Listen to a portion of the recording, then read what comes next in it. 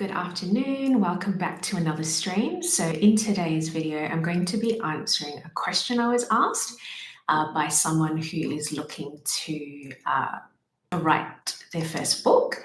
So it will be some tips and advice to new writers in terms of the writing process, some things to consider, and secondly, some writing applications or tools that I've come across that may cater to different personalities. So we're going to start off by discussing a little bit about the writing process and some things that I wish I had known when I was working on writing my first bigger project. So I'm just going to share my screen.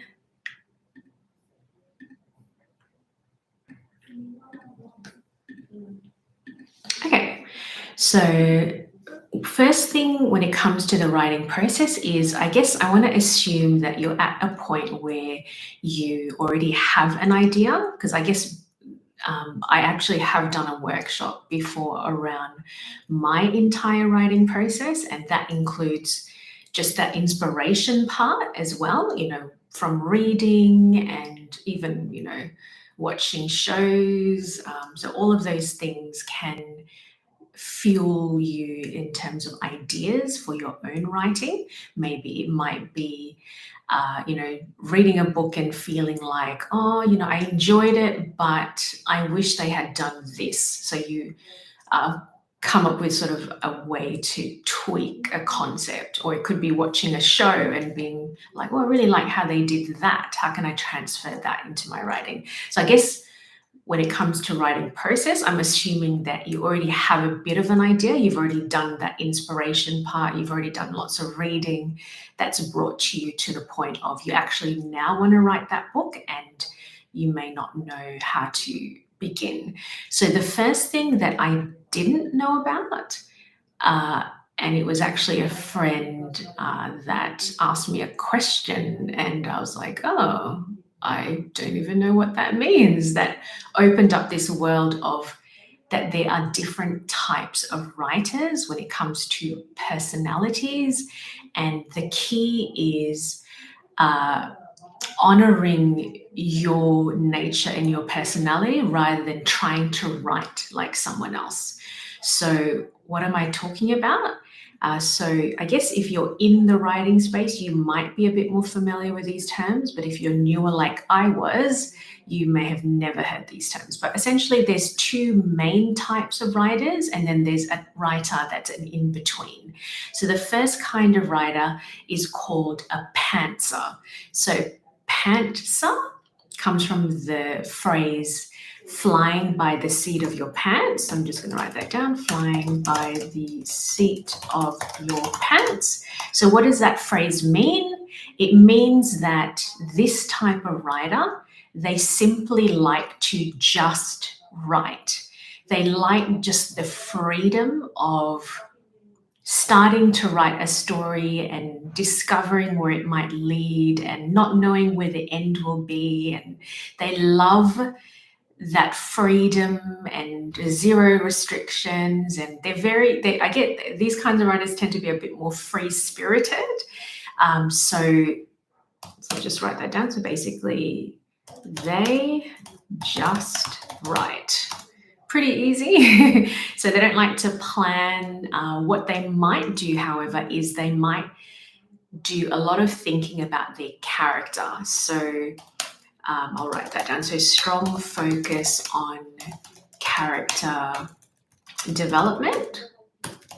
So that's the part that they'll do a lot of thinking about. So they look like this. They maybe even literally their history, what their history is like, what's their family tree, and what are some experiences that have impacted them today. So these are the kind of things that they might do in their planning. But otherwise, they like to just write the story and see where their characters lead them. So the examples of, I guess, authors who write this kind of style is, forgotten their name now, but I'll give an example of what an author like this might say. an author like this, if they're interviewed, they might say, I was writing a story and I was so surprised by where my story ended up. I was so surprised by what my character decided to do. So that is an indicator that that is a pantser. Because it's very much about they know their character and then they just let the character lead them to wherever the story might go. So the second kind of writer is the complete opposite, and that's me. I'm this kind of writer. And that the second kind of writer is called a plotter. So as the name suggests, they like to pre-plan plot, or outline their story. So the extent of that plan will just depend on the writer. I am like an extreme plotter, so just to explain how in-depth my plot is. I don't just write a general idea of, okay, this is what's going to happen in the overall story. I write literally point by point what's going to happen. So I'll literally almost write a list. So each scene, the character goes into the cafe, the character sits down, the character meets, the second character. They, are confused, and I literally write point by point. I think if I'm not mistaken, the term is beats. I write sort of the beats of the story, what is going to happen moment to moment. And then I use that to actually write. So that's extreme plotting, besides just the overall plot of the story begins here, it climaxes, and then it plateaus to the end. So as for how can you plot, it'll really vary. So an example of a plotter that I can definitely think about that's very famous is the author of the Harry Potter series. So she even has, I think, some of her plots and plans. If I'm not mistaken, I remember hearing that, she had all sorts of post-it notes. So she would go into the cafe and she'd have these post-it notes that had the plot, and she could see it in front of her, and she would sort of move things and around to sort of work out how that story came together. But yeah, so that is an example of, I guess, the other kind of writer, which is someone who is a plotter. So other ways that you can plot is not just, writing, dot points like I do. Some people use spreadsheets. I do know of a local author who is an incredible author of like fairy tale retellings. And I once did a writing workshop where we were fortunate enough to see one of the plots for one of her books. And because her book was a series, one book was connected to another book, and it was just so incredible, her mind. So this plot, it filled the table, like it was printed out and stuck together with sticky tape to sort of show how complex her thought process was even before writing the book. And it allowed her to fill in this book, you get a little bit of a clue of what's going to connect to another book later down the track. But then there's also something that connects to something that happened earlier. So it was pretty incredible. But that's plotting. So I'll just write just examples of how it can be, dot points, can be, spreadsheet. I actually also use a spreadsheet sometimes, but also it could be a mind map. So some people like something a little bit more visual. So it could be a mind map, so like a brainstorming thing where you're writing, scene one, and then you start to break up ideas of what you think might happen, for example. So that is a plotter. So basically, there are people who see themselves as an in-between. So between a pantser and a plotter, so they call themselves plantsers. So they like a little bit of an outline, but not too much. So they typically will, start with brief outline. but then they like to write. But simply write most of the story like a pantser. So that's someone who would call themselves a plantser. So yeah, so that's the first thing to think about when you are thinking about writing a bigger project. So why is this important? It's because if you try to write against your nature, you'll find it that much harder. So I actually, for example, didn't realize that there was even a thing about plotting, because I guess in school, we would write essays. Maybe in creative writing, it will probably be more just pantsing. So at least when I was in school, I never was, I guess, taught about this idea of pre-planning creative writing. So I always thought writing involved literally just writing the story and seeing what happens and where the story goes. But that felt really uncomfortable to me. I found it really, really hard, especially because I am a perfectionist and I found myself over editing and I couldn't really get into the flow of the story. So when I learned that there are a group of writers that call themselves plotters and they actually pre-plan their story first, I was like, oh my God, this is me. So I guess some other things to think about: if you ever hear the interview with someone who is a plotter, they will say things like this. I am the master in my story. I make my characters do whatever I want them to do. I like control. So they're the kinds of things that a plotter would say. And that's very much like me. Maybe I'm a bit of a control freak, but literally I will have an idea about what my characters like, but I will create situations where I want my characters to end up a certain place and I'll almost like manipulate them to get there. But that's how a plotter sees a story as opposed to a pantser. So now that we know a little bit about one part of the writing process, deciding if you are a pantser or a plotter or an in-between, and honoring that, like that will already help you immensely with actually getting your story underway. So what I actually want to talk about now is the other part to my question, the question that I was asked, which is, okay, now that I have, worked out my plan, or if not, I know that I just want to write the story because I'm a pantser, what are some writing applications or tools that might be helpful, especially when we're thinking about a very big project like a novel or a book? So I'm just going to share my screen again of a bit of a presentation that I ran for a writing group quite a few years ago.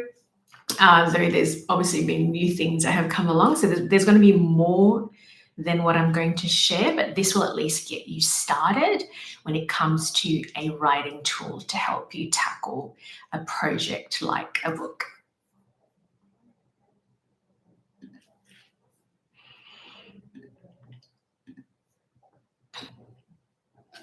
Okay, so writing tools. So when it comes to writing tools, there's obviously some obvious ones. So I'm going to touch on the obvious ones, but also discuss some ones that I've heard about. I haven't used all of them, but I want to highlight what some of the features are for some, because again, just like the kind of writer you are, learning that will help you with your writing journey. The tool itself can also either overwhelm you or support you in that writing journey. And again, it relates to your personality. So as we get through this, it'll make a bit more sense. So firstly, when we're talking about writing, something we want to think about is there is a difference if we're talking about writing a shorter project versus a longer project. So if it's a shorter project, then, people will just typically just use, maybe even a note application. If you're submitting, obviously, Microsoft Word or a similar program with like Apple Pages, that will be something that a lot of people will typically use. But when it comes to a longer project, that's where you start to have sometimes more challenges just keeping track of such a big body of work. So yeah, but as we go along, I will discuss any little nuances that I think of. But that's just first thing is thinking about, is it a short project where you've got probably a bit more variety of tools that you could use, or is it a longer project where there is some further considerations to think about? So the obvious first way to write is pen and paper. So why did I want to highlight this? I have heard that, there's been some research when it comes to writing, and that experience of pen and paper, it can produce just even different words, different feeling, different themes, perhaps because of it being such a traditional tool. I don't know what it is, but I will say that when I've been stuck, sometimes I will return to pen and paper just to help me get out of a bit of a rut. Simply because that actual experience of physically writing and how I guess it connects with your nerves and your brain, it does actually produce something a little bit different. But obviously, writing a really huge body of work, pen and paper, it will be quite a lot of extra work in the sense of you now have to transfer it to digital, so on and so forth. But I didn't want to begin a discussion about writing tools without acknowledging the value in pen and paper. So the next tool is another really obvious one. I wanted to start with some of the more obvious ones, but Microsoft Word. So I also want to highlight as we go through the workshop the cost, just so you have a bit of an idea as well, how they compare.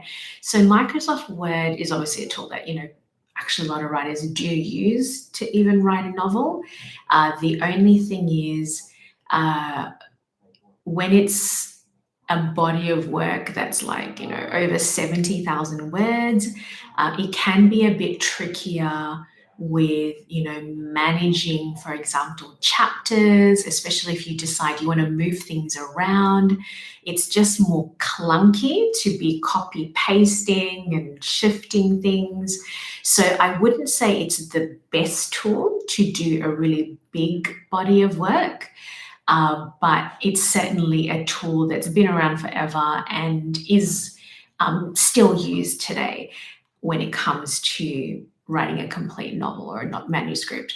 But also, even if you choose to use some of the other tools that I'll be discussing shortly, often a agent or a publisher, if you're going to go down the route of traditional publishing, they want the project in that tool because it's the most familiar tool in the industry. So in other words, even if you write it in another program, you typically will still have to invest in Microsoft Word and then put in that, copy paste your project into Word, tidy it up in Word so it is presentable and readable to an agent or a publisher.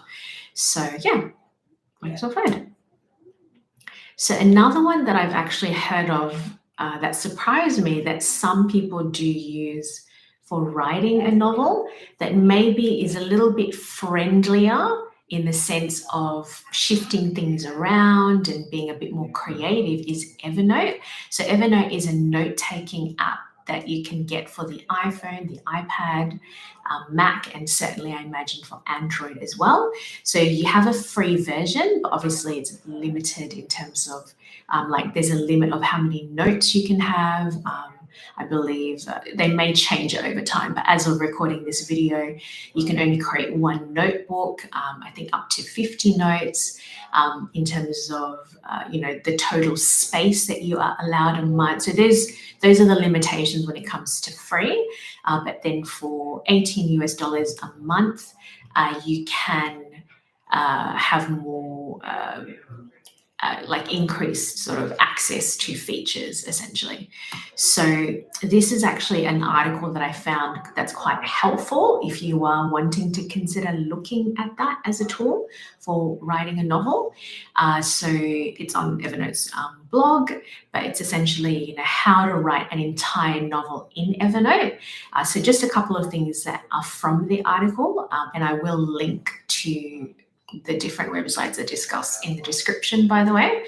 So what the article discusses is, for example, writing a notebook or creating a notebook for a particular novel project. And then within the notebook, being quite intentional in how you title your different notes. So it's easier to find things and keep track of things. Like, for example, starting with every single note has the title of the novel and then chapter 1, chapter 2, etc., etc. But another feature that the article talks about is using tags. So for people who have used Evernote before, there's this tagging system where you can, in the sort of kind of settings of each note, you can add a tag.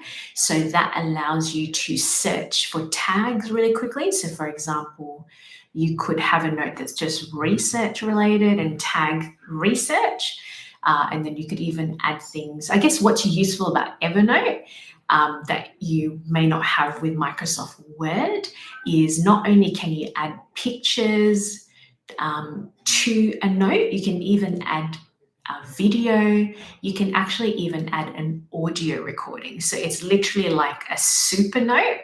So it's great certainly for, at the very least, research. So there are some people who may not use Evernote to write the book itself, but they'll use Evernote for compiling the planning of their story. So that's Evernote. So another tool that I learned about from a fellow writer when I used to work at Apple is called OmWriter. So as the name might hint, it's a very clean, simplistic application. So the cost is from $10 plus whatever you want. So it's just very like I'm very hippie vibes. So pay what you feel like from a minimum of $10. But essentially, I'll show you what it looks like. The advantage of OmWriter in comparison to all of these other tools is it is very, very bare. So for people who find themselves distracted by, all these extra buttons around, and maybe that makes them struggle with being creative because there's just too much, clutter. So I guess this is for people who really like a very simplistic life and simplistic lifestyle, very minimalist. This is the most minimalist writing app you will find. So as you can see, it's literally just a blank page. These little circles of, little, editing things that you can do. They will actually disappear as you start writing. So it's literally just a blank page, really clean. And you can even connect up earphones and have sort of meditative music, literally. So that's another tool if you find that you don't like a lot of stuff that distracts you from being creative. So this is a tool totally on the flip side for people who I guess like sort of being pushed and don't mind like something quite challenging, almost scary.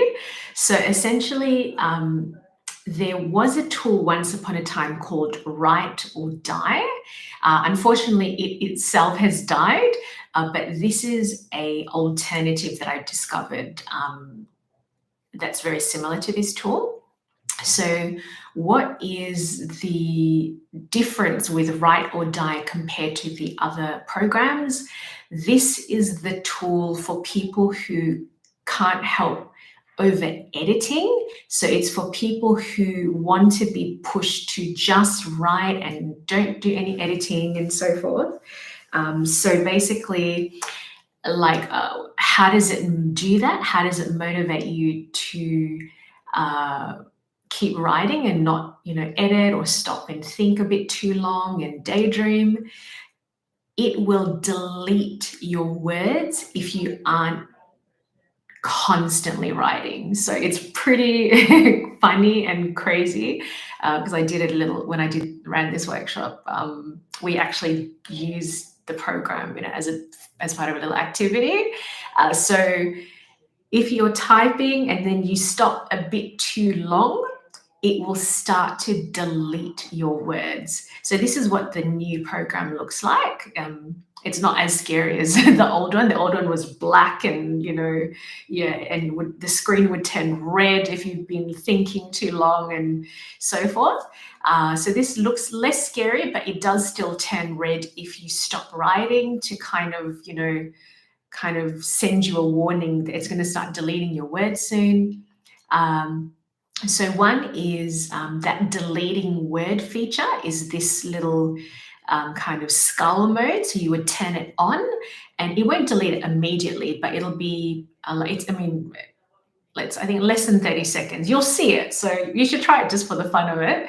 But you just start typing, and if you just pause, it will first flash red. And if you have audio on, it actually will say to you in this creepy voice, "Don't stop writing," or something along those lines.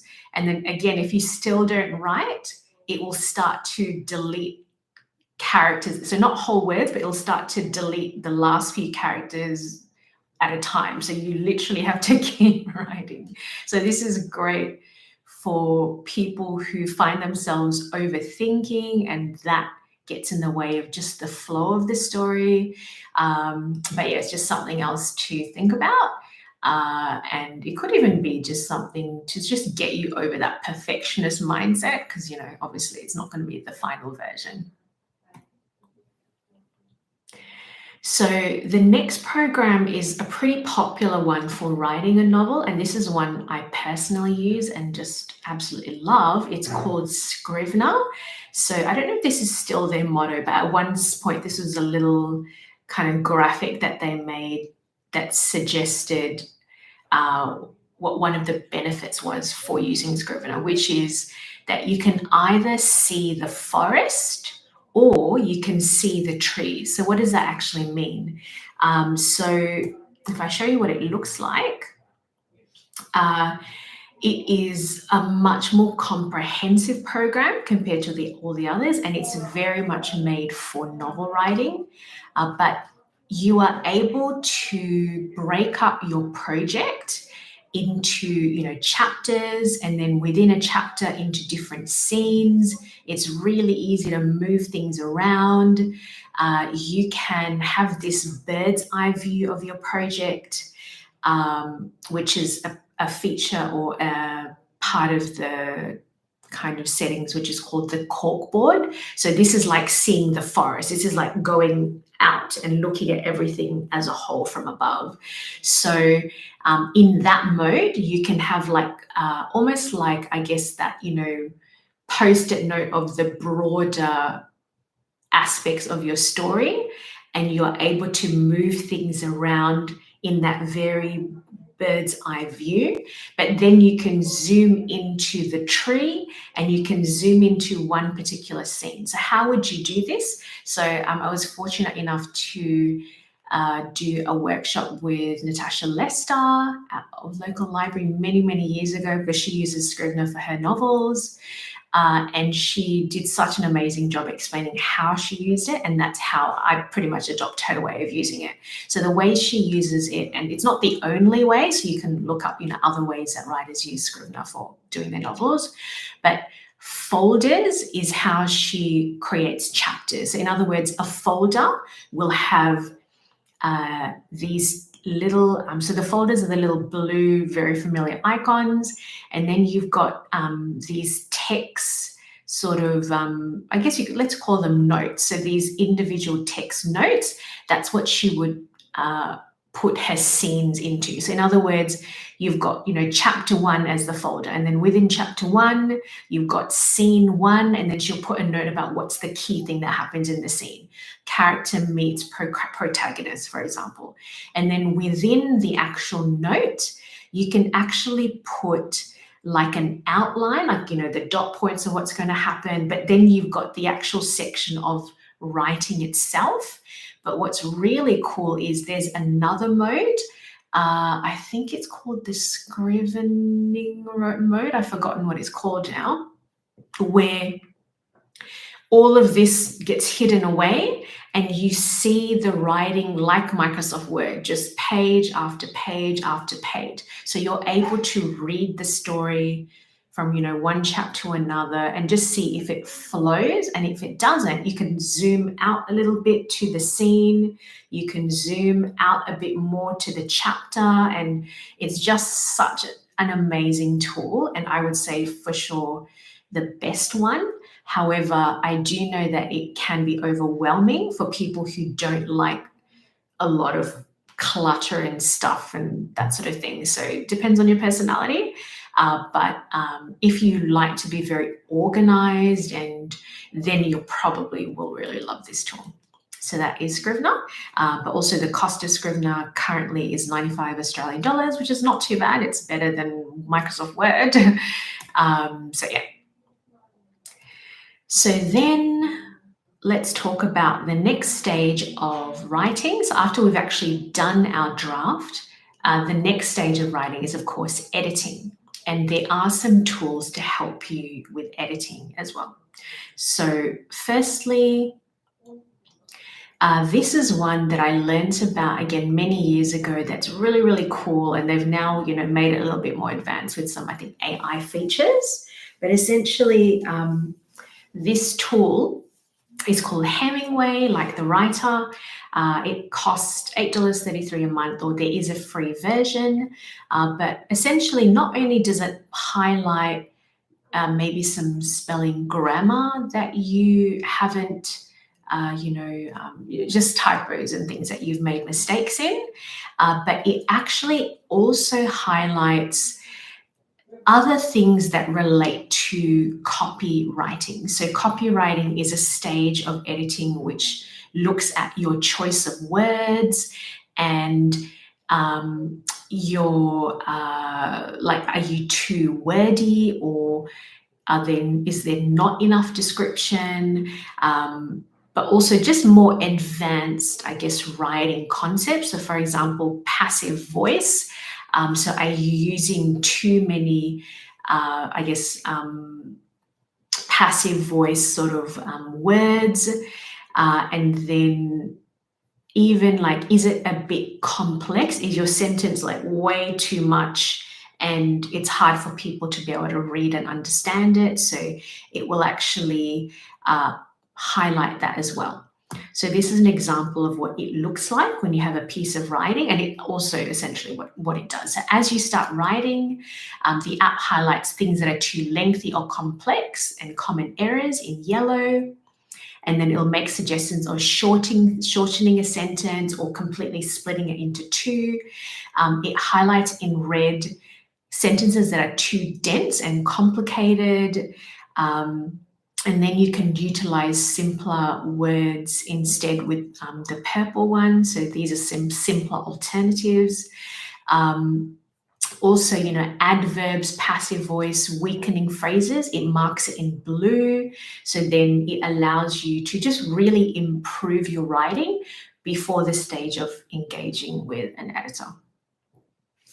So that is that. So as mentioned, the cost is about almost $9 US, or there is a free version. And of course, the free version is just about like how many, so as you can see here, fine grammar and spelling issues with the upgraded version. So yeah, it won't sort of share everything. So next one is another quite popular one called Grammarly. So that again is a free version, but otherwise there is a paid version as well where you get all of the features and so forth. But essentially, it's just really popular one when it comes to that spelling grammar in particular.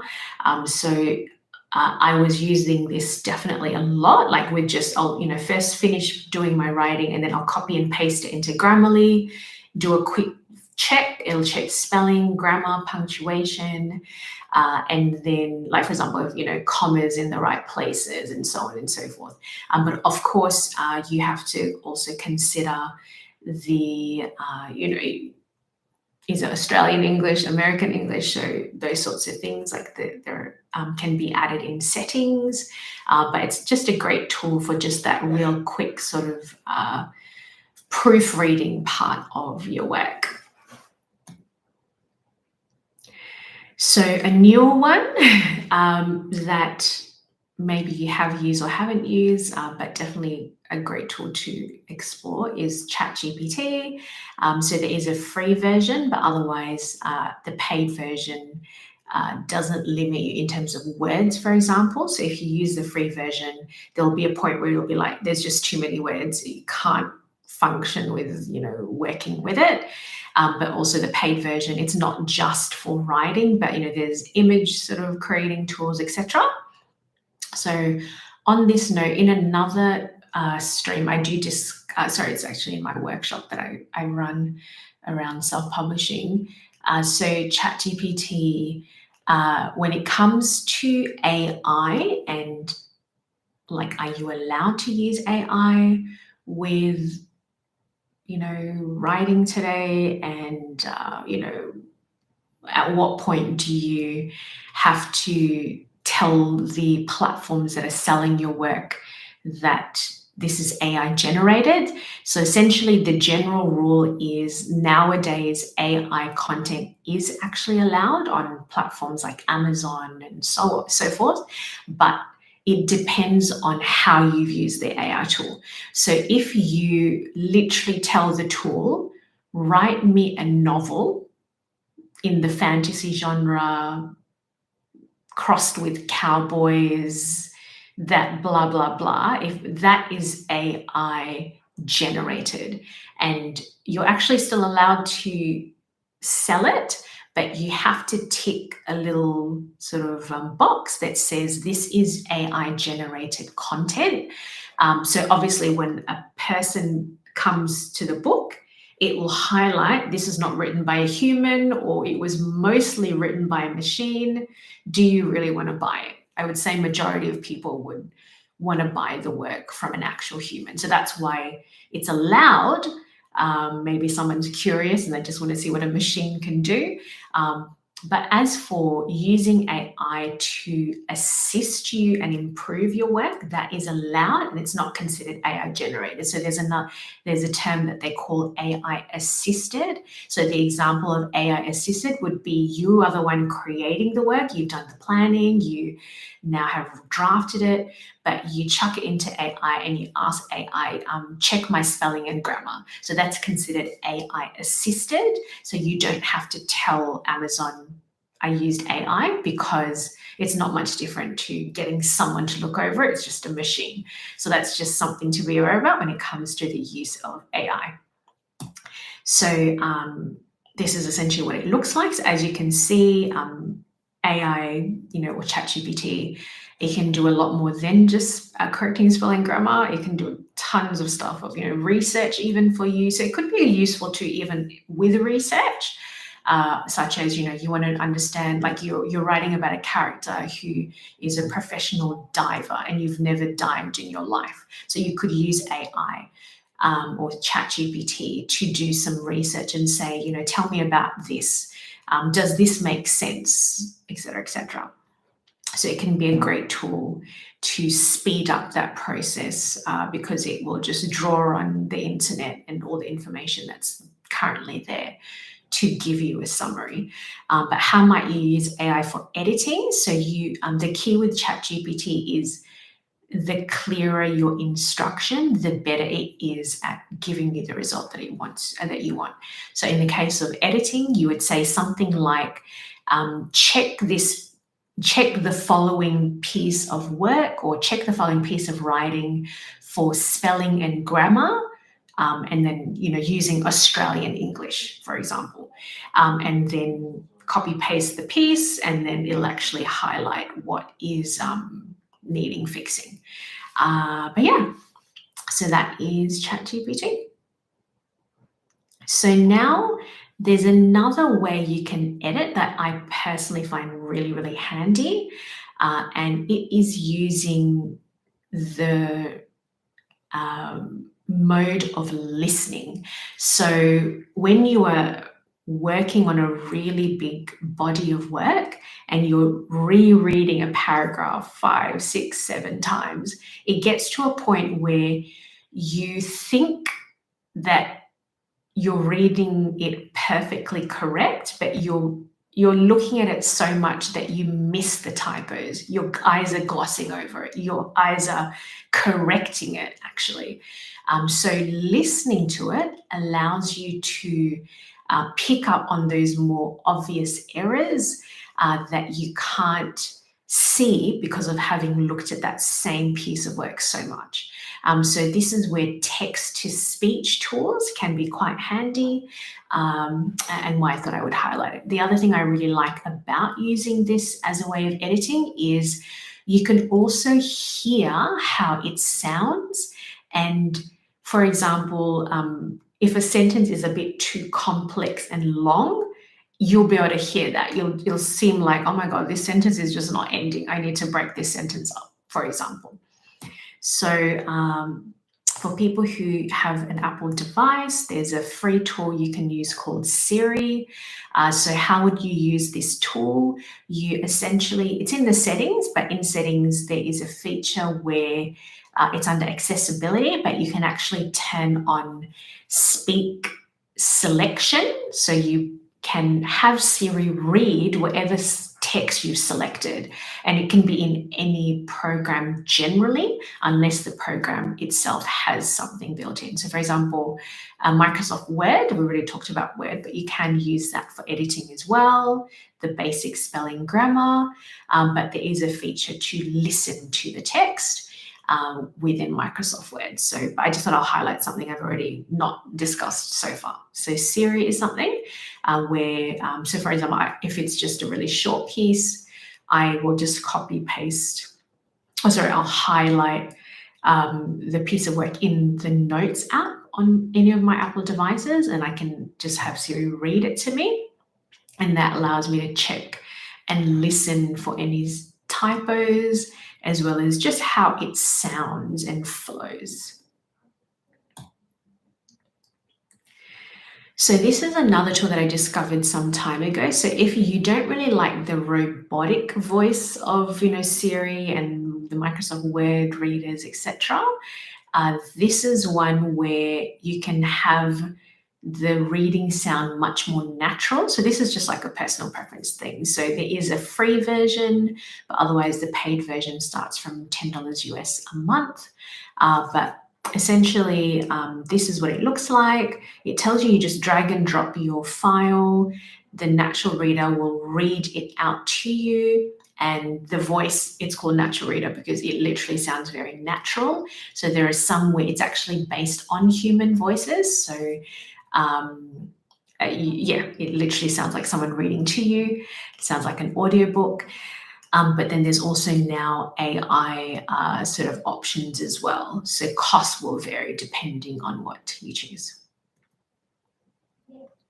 But otherwise, that does bring us to the end. So I guess things I want you to reflect on, having looked at these different tools, is the most important thing is just thinking about what your personality is like, because the thing about writing that I've learned the hard way is the easiest path to tackling the biggest project is to really honor your natural, innate ways of doing things. So if you don't like planning and you don't like the restriction of, having a plan and having to follow a plan, then just stick to pantsing as your form of writing. But if you are very organized and you like the idea of just, being able to control things, then you will want to outline your book. You will probably love the program Scrivener because it gives you control to a whole new level. But if you like things just to be super simple, very minimalistic, then the tool for you would be a tool like OmWriter. But yeah, so they're just some things to think about. But other than that, that does bring me to the end of our little tips and advice for new writers. Do let me know if there's anything else you'd like me to cover. But also linked in the description is for those of you who are at a further stage with your writing journey and you already have your book and you would like to explore the world of self-publishing. In the description is a link to a workshop that I sell on my website on literally the A to Z of self-publishing a book in Australia. Other than that, thank you for listening, and yeah, feel free to share this with others that you think will find benefit in it. Thank you.